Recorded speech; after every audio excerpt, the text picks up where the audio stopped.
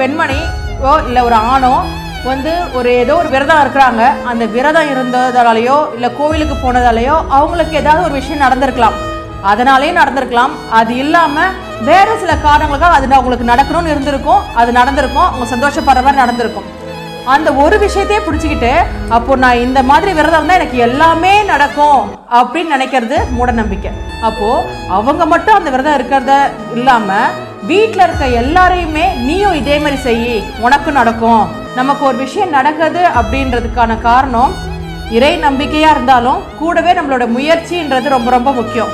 முயற்சியே செய்யாமல் வெறுமனே நான் இந்த விரதம் மட்டுமே இருந்தால் போதும் எனக்கு இது நடக்கும் அப்படின்னு நினைக்கிறது தான் மூட நம்பிக்கை. என்ன பண்ணுறாங்க, நான் விரதமாக இருக்கிறேன் அப்படின்ற பேரில் விரதம் இருக்கிறாங்க, கோயிலில் சுற்றுறாங்க, ஒரு சுற்று 2 சுற்று இல்லை 108 சுற்று சுற்றுறாங்க, 1008 சுற்று சுற்றுறாங்க, எப்படி வெறும் வயிற்றுல.